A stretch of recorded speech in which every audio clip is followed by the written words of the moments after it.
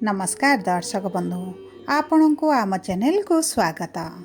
आमर आज भिडटी समस्त मीन राशि व्यक्ति विशेषों बहुत अधिक गुरुत्वपूर्ण रही कारण यही भिडियो रे आमे जानिबा आपणक जीवन रे एते दुख घटना कहीं घटुची कहीं आपणक जीवन रे एते समस्या घेरी रही विशेष भाव में आपणकर यही समस्या आपणक पई हेउची ना आपणक भाग्य रे अछि आपणक राशि अनुसार हेउची किंबा आपणकर जन्म नक्षत्र अनुसार हेउची सेही सब विषय रे यही भिडियो रे आज आमे विस्तृत भाव में आलोचना करिबा एवं ता सहित जानिबा आपणकर सही 6टी गुण को जदि आपण परिवर्तन कर दियंती तेबे आपणक जीवनर अधिकांश दुख कष्ट पीड़ा निश्चित भाव में खेल किंतु सही 6टी गुण एवं सही 6टी स्वभाव विषय जानिबा पूर्वरु जदि आपणकर मीन राशि होइथाए एवं आपण भी ईश्वर को आंतरिक भक्ति एवं विश्वास करती तेबे भिडियोटी को लाइक करंतु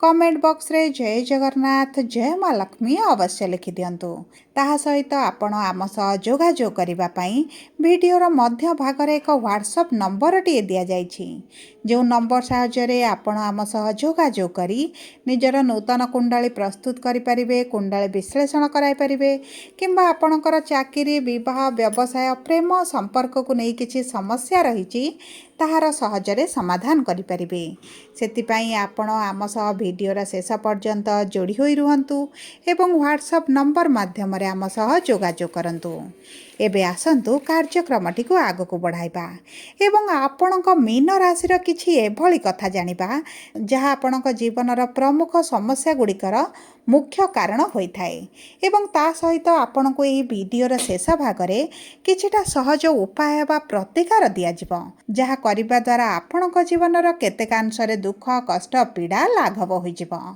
देखंतु मीन राशि हेउची राशि चक्रर द्वादश राशि बा शेष राशि एवं एही राशि हेउची जल तत्वर राशि देवगुरु बृहस्पति हेउछंती एही राशिर स्वामी बा रसाधिपति किंतु गुरुंकर राशि हेबा सत्वे मध्य आपणक जीवन रे पीड़ा कष्ट दुख कहीं रही सही विषय आमे एही वीडियो रे विस्तृत भाव में जानिबा।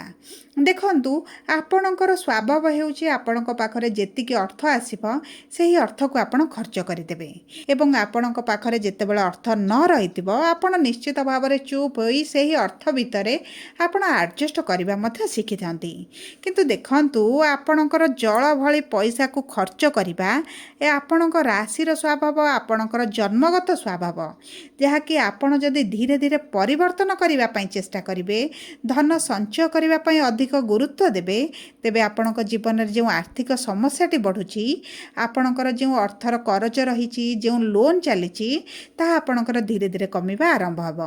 देखंतु प्रथम गुण हेउची आपणकर जहाको साहाय्य करिबा आपणकर जो कोमल हृदय जो साहाय्य करिबा सहानुभूति देखाइबा परिवार लोकंक पई हेउ प्रियजनक मानक पई हेउ सेही स्वभावटी आपणकर आर्थिक अर्थ खर्च कराई थाए आपण पिता मातांक सहित आपणक बंधु परिजनकर मध्य आवश्यकता को पूर्ण करने पई आखिरे रखि थांती जो कारणरू आपणकर बहुत लोक फायदा मध्य उठाई थांती सेतिपई आपणकर प्रथम गुण बा स्वभाव हेउची अर्थर सठिक मूल्य बुझंतु अर्थर सदुपयोग करंतु एवं चेष्टा करंतु निजर भविष्यत पई अर्थ संचय करिबा पई निज कार्य रे किछि अर्थ को विनियोग करिबा पई ता सहित देखंतु आपण निश्चित भाव में जदि मीन राशि होइथिबो निश्चित भाव में जानुथिबे जे आपणकर बद खर्च अधिक रहिथिबो आपणकर आवश्यक खर्च अपेक्षा आपणकर बाहर खर्च बा बद खर्च अधिक थिबो एवं देखंतु जेतेबेले आपणकर अर्थर आवश्यकता पड़ी थाए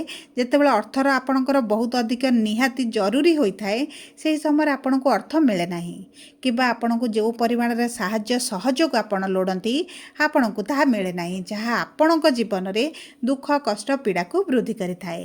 देखंतु एही मीन राशि व्यक्ति माने जेकोसी जिनिस को अधिक सीरियस भाव में नियंते नाही जेतेबेले सेमाने अधिक सीरियस भाव में नियंती सेतेबेले एते अधिक सीरियस हो जाती जे सेमानकु अन्य लोक जने बुझाइबा पई मध्य आरंभ करि थाए कारण କାରଣ ସେମାନେ ଛୋଟ ଜିନିଷକୁ ଅଧିକ ଚିନ୍ତା କରି ଅଧିକ ଭାବନାରେ ରଖି ସେମାନେ ଅଧୈର୍ଯ୍ୟ ହୋଇପଡ଼ନ୍ତି ଏବଂ ଏହା ମଧ୍ୟ ସେମାନଙ୍କର ବହୁତ ଅଧିକ ଟେନସନ୍ ବଢ଼ାଇଥାଏ। ତେଣୁକରି ଅଧିକାଂଶ ମୀନ ରାଶିର ବ୍ୟକ୍ତିମାନଙ୍କୁ ଦେଖିବେ ସେମାନଙ୍କର ଡାଇବେଟିସ୍ ବ୍ଲଡ଼ ପ୍ରେସର ଭଳି ସମସ୍ୟା ଅଧିକ ରହିଥିବ। କାରଣ ଏହି ବ୍ୟକ୍ତିମାନେ ବହୁତ କୋମଳ ହୃଦୟ ଏବଂ ଜଳ ତତ୍ତ୍ୱର ରାଶି ହୋଇଥିବାରୁ ସେମାନଙ୍କ ମଧ୍ୟରେ ବହୁତ ଜଲ୍ଦି ଚିନ୍ତାରେ ଏବଂ ବହୁତ ଟେନସନ୍ରେ ସେମାନଙ୍କର ବ୍ଲଡ଼ ପ୍ରେସର ବଢ଼ିବା କମିବା ଭଳି ପରିସ୍ଥିତି ଅଧିକ ଦେଖାଦେଇଥାଏ। ସେଥିପ୍ରତି ଆପଣଙ୍କୁ ଅଧିକ ଦାୟିତ୍ୱ ଦେବାକୁ ପଡ଼ିବ, ନିଜ ସ୍ୱାସ୍ଥ୍ୟର ଯତ୍ନ ନେବାକୁ ପଡ଼ିବ ଏବଂ ମୀନ ରାଶିର ବ୍ୟକ୍ତିମାନଙ୍କର ବ୍ଲଡ଼ ରିଲେଟେଡ଼ ପରିସ୍ରା ଜନିତ ସମସ୍ୟା ସେମାନଙ୍କର ଅଧିକ ଦେଖାଦେଇଥାଏ। ଦେଖନ୍ତୁ, ମୀନ ରାଶିର ଲୋକମାନେ ଟିକେ ସନ୍ଦେହୀ ସ୍ୱଭାବର ହୋଇଥାନ୍ତି। ଏହା ସେମାନଙ୍କୁ ଅପ୍ରିୟ ଲାଗିଲେ ମଧ୍ୟ ଅପ୍ରିୟ ସତ୍ୟ ହୋଇଥାଏ। ଏମାନେ ଯାହାକୁ ଅଧିକ ଭଲ ପାଇଥାନ୍ତି ସେମାନଙ୍କୁ ଅଧିକ ସେ ସନ୍ଦେହ କରନ୍ତି, ଯାହାଫଳରେ ସେମାନଙ୍କର ଚିନ୍ତା ମଧ୍ୟ ମନ ଭିତରେ ସବୁବେଳେ ଘୁରି ବୁଲିଥାଏ ଏବଂ ଏହି ଟେନସନ୍ଟି ନିଜର ସହିତ ନିଜର ପ୍ରିୟଜନଙ୍କର ମଧ୍ୟ ମାନସିକ ଦୁଶ୍ଚିନ୍ତାକୁ ବଢ଼ାଇଥାଏ। ତେଣୁକରି ଆପଣଙ୍କର ଏଇ ଯେଉଁ ସ୍ୱଭାବଟି ରହିଛି, ପ୍ରିୟଜନଙ୍କୁ ହରାଇବାର ଯେଉଁ ଭୟଟି ରହିଛି, ତାହାକୁ ଆପଣ ଯେତେ କମ୍ କରିବେ, ମନ ଭିତରୁ ସନ୍ଦେହ ଯେତେ କମ୍ କରିବେ, ଆପଣଙ୍କ ପାଇଁ ସେତେ ଅଧିକ ଭଲ ରହିବ। ଦେଖନ୍ତୁ, ଏହି ମୀନ ରାଶିର ବ୍ୟକ୍ତିମାନେ ନା ବହୁତ ଜ୍ଞାନୀ ହୋଇଥାନ୍ତି। ସେମାନଙ୍କ ପାଖକୁ ଯଦି ଆପଣ କୌଣସି ଉପଦେଶ ପାଇଁ ଯାଆନ୍ତି, କୌଣସି ସାହାଯ୍ୟ ପାଇଁ ଯାଆନ୍ତି କିମ୍ବା ଯେକୌଣସି ପ୍ରକାରର ସାହାଯ୍ୟ ସହଯୋଗ ସେମାନଙ୍କଠୁ ଲୋଡ଼ିଥାନ୍ତି, ସେମାନେ ନିଶ୍ଚିତ ଭାବରେ ଆପଣଙ୍କୁ ସାହାଯ୍ୟର ହାତ ବଢ଼ାଇଥାନ୍ତି କିମ୍ବା ଆପଣ ଯଦି କୌଣସି ଦ୍ୱନ୍ଦ୍ୱରେ ଥାନ୍ତି ଆପଣଙ୍କ ଦ୍ୱନ୍ଦ୍ୱକୁ ଦୂର କରିଥାନ୍ତି। କାରଣ ଦେଖନ୍ତୁ, ଏମାନେ ଯେହେତୁ ଗୁରୁଙ୍କର ରାଶି, ତେଣୁକରି ଏମାନେ ପାଠ ପଢ଼ନ୍ତୁ କି ନ ପଢ଼ନ୍ତୁ, ଶିକ୍ଷାଗତ ଯୋଗ୍ୟତା କମ୍ ଥାଉ ବା ଅଧିକ ଥାଉ, କିନ୍ତୁ ଜ୍ଞାନ ଏମାନଙ୍କ ପାଖରେ ବହୁତ ଅଧିକ ରହିଥାଏ। ଏମାନେ ସମାଜରେ ଚଳିବା ରୀତିନୀତି ପରମ୍ପରା ଏହି ସବୁ ଜ୍ଞାନ ଏମାନଙ୍କ ପାଖରେ ଅନ୍ୟ ରାଶି ତୁଳନାରେ ବହୁତ ଅଧିକ ରହିଥାଏ। ଦେଖନ୍ତୁ, ଏହି ମୀନ ରାଶିର ବ୍ୟକ୍ତିମାନେ ନା ସଂସ୍କାର, ପରମ୍ପରା, ନିୟମ, ନୀତି ଏହିସବୁ ଜିନିଷକୁ ନା ବହୁତ ଅଧିକ ବିଶ୍ୱାସ କରିଥାନ୍ତି ଏବଂ ସେହି ସବୁ ଜିନିଷକୁ ପାଳନ କରିବାକୁ ମଧ୍ୟ ପସନ୍ଦ କରିଥାନ୍ତି। ଏହି ଲୋକମାନଙ୍କ ଆଗରେ ଯଦି ଆପଣ ଗୋଟିଏ କଥାକୁ ବାରମ୍ବାର କହିବେ, ଏମାନେ ଟିକେ ବିରକ୍ତି ହୋଇଥାନ୍ତି। ଦେଖନ୍ତୁ, ସାଧାରଣ ଭାବରେ ମୀନ ରାଶିର ବ୍ୟକ୍ତିମାନେ ନା ବହୁତ ଜଲ୍ଦି ରାଗି ନଥାନ୍ତି, ବହୁତ ଜଲ୍ଦି କୌଣସି ଜିନିଷରେ ରିପ୍ଲାଏ ଦିଅନ୍ତିନି, ଉତ୍ତର ଦିଅନ୍ତି ନାହିଁ। ଯଦି କେହି ବ୍ୟକ୍ତି ସେମାନଙ୍କୁ ଅତିରିକ୍ତ ଭାବରେ ରଗେଇଥାନ୍ତି କିମ୍ବା ଅତିରିକ୍ତ ଭାବରେ ବିରକ୍ତି କରାଇଥାନ୍ତି, ସେହି ସମୟରେ ସେମାନେ ପ୍ରତି ଉତ୍ତର ଦେଇଥାନ୍ତି। ଦେଖନ୍ତୁ, ଏହି ଲୋକମାନଙ୍କୁ ନା ଟିକେ ବୁଲିବାକୁ ବହୁତ ଅଧିକ ପସନ୍ଦ ହୋଇଥାଏ ଏବଂ ସମସ୍ତଙ୍କ ସହିତ ମିଶିବା, ସମସ୍ତଙ୍କ ସହିତ ପ୍ରେମର ଆଦାନ ପ୍ରଦାନ କରିବା, ସମସ୍ତଙ୍କ ସହିତ ବହୁତ ଅଧିକ ସମୟ ଅତିବାହିତ କଲେ ସେମାନଙ୍କ ମନ ଖୁସି ରହିଥାଏ। ଦେଖିବେ, ଏହି ମୀନ ରାଶିର ବ୍ୟକ୍ତିମାନେ ନା ସମସ୍ତଙ୍କର ପ୍ରିୟ ହୋଇଥାନ୍ତି, କାରଣ ସମସ୍ତଙ୍କର କଥା ମାନନ୍ତି, ସମସ୍ତଙ୍କ ହୃଦୟ କଥା ବୁଝିଥାନ୍ତି ଏବଂ କାହାକୁ ନା କହିବା ଏହି ବ୍ୟକ୍ତିମାନେ ଶିଖିନଥାନ୍ତି।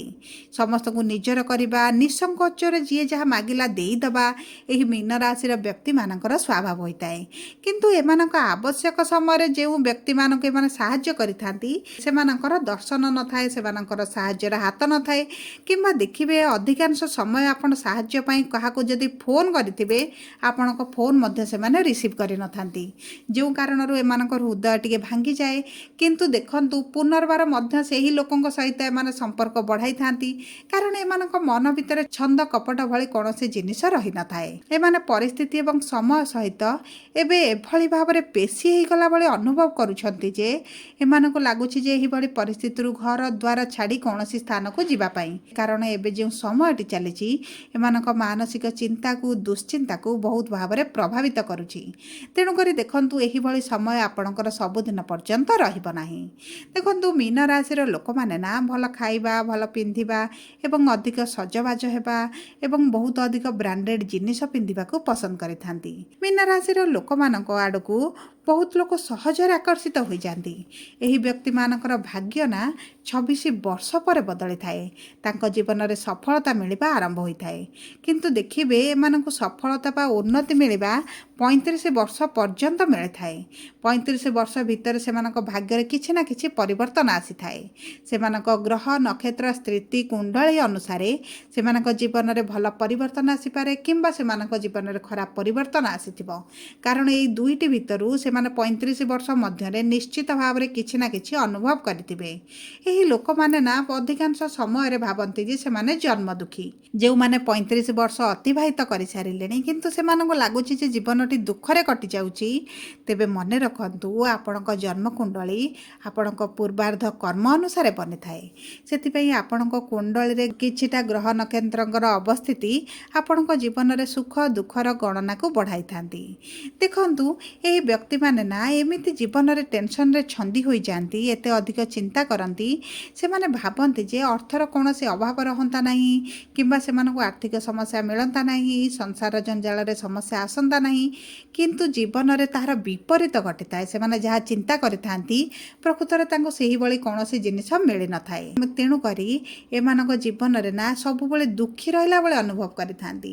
ତେଣୁକରି ଆପଣଙ୍କର ଯେଉଁ ଅଧିକ ଭାବନାଟିକୁ ଆପଣ ଯଦି ନିଜ ନିୟନ୍ତ୍ରଣ ଭିତରେ ରଖିବେ ଏବଂ ପରିସ୍ଥିତିକୁ ଆପଣ ଦେଖିପାରିବେ, ଆପଣ ବାସ୍ତବ ଦୁନିଆକୁ ବୁଝିପାରିବେ, ସେତେବେଳେ ଆପଣଙ୍କର ଦୁଃଖଟି ଧୀରେ ଧୀରେ ନିଶ୍ଚିତ ଭାବରେ କମିବ। ଏହି ଲୋକଙ୍କର ଉନ୍ନତି କରିବା ପାଇଁ ନା ବହୁତ ଗୁଡ଼ିଏ ସୁଯୋଗ ମିଳିଥାଏ, କିନ୍ତୁ କିଛି ବିଶ୍ୱାସଘାତକ ଲୋକମାନେ ନା ଏମାନଙ୍କୁ ଉପରକୁ ଉଠିବା ପାଇଁ ଦିଅନ୍ତି ନାହିଁ। ତାହା ସହିତ ଦେଖିବେ ଶନିଙ୍କର ଦୃଷ୍ଟିରେ ସବୁବେଳେ ଏହି ରାଶିର ବ୍ୟକ୍ତିମାନେ ରହିଥାନ୍ତି, ଯାହାଫଳରେ ଅଧିକ ଦୁଃଖ କଷ୍ଟ ପୀଡ଼ା ଭୋଗ କରିଥାନ୍ତି। ଶନିଙ୍କ ପ୍ରକୋପରୁ ଏମାନେ ସୁଖ ଖୋଜନ୍ତି କିନ୍ତୁ ଦୁଃଖକୁ ସାଥୀ କରିଥାନ୍ତି। ତାହା ସହିତ ଦେଖିବେ ଆପଣଙ୍କର ବୃଷ ରାଶି, ମିଥୁନ ରାଶି ଏବଂ କୁମ୍ଭ ରାଶିର ଲୋକଙ୍କ ସହିତ ଜଗି ରଖି ଚଳିବାର ଆବଶ୍ୟକତା ରହିଛି। କାରଣ ଏହି ତିନୋଟି ରାଶିର ବ୍ୟକ୍ତିମାନେ ନା ଆପଣଙ୍କ ଜୀବନରେ ବହୁତ ଅଧିକ ଶତ୍ରୁତା ବଢ଼ାଇଥାନ୍ତି, କ୍ଷତି ମଧ୍ୟ ଘଟାଇଥାନ୍ତି। ଯଦି ଏହି ଲୋକଙ୍କ ସହିତ ଆପଣ କିଛି ବ୍ୟାପାର ବାଣିଜ୍ୟ ବା କୌଣସି ଆର୍ଥିକ କାରବାର କରନ୍ତି, ତେବେ ଆପଣଙ୍କର ଅର୍ଥହାନିର ସମ୍ମୁଖୀନ ମଧ୍ୟ ହେବାକୁ ପଡ଼ିପାରେ। ସେଥିପାଇଁ ଦେଖନ୍ତୁ, ଆପଣ ଯଦି ଏହି ଲୋକମାନଙ୍କ ଠାରୁ ଦୂରରେ ରହନ୍ତି, ତେବେ ଆପଣଙ୍କର ଧୋକା ଖାଇବାର ସମ୍ଭାବନା କେତେ ମାତ୍ରାରେ କମିଯିବ। ଯେଉଁ ଲୋକମାନଙ୍କୁ ଏମାନେ ନିଜର କରନ୍ତି, ସେହି ଲୋକମାନେ ହିଁ ସେମାନଙ୍କ ପଛରେ ନିନ୍ଦା ଅପବାଦ ଗପିବା ମଧ୍ୟ ଆରମ୍ଭ କରନ୍ତି। ସବୁ ପରେ ଦେଖନ୍ତୁ, ମୀନ ରାଶିର ବ୍ୟକ୍ତିମାନଙ୍କର ଆଣ୍ଠୁ ଗଣ୍ଠି କିମ୍ବା ସ୍କିନ୍ ଜନିତ ସମସ୍ୟା ବହୁତ ଅଧିକ ଦେଖାଦେଇଥାଏ। ତେଣୁକରି ଆପଣଙ୍କର ଏହିସବୁ ସମସ୍ୟା ପ୍ରତି ସତର୍କ ନ ରହିଲେ ଭବିଷ୍ୟତରେ ଏହିଭଳି ସମସ୍ୟାର ଆପଣ ସମ୍ମୁଖୀନ ହୋଇପାରନ୍ତି।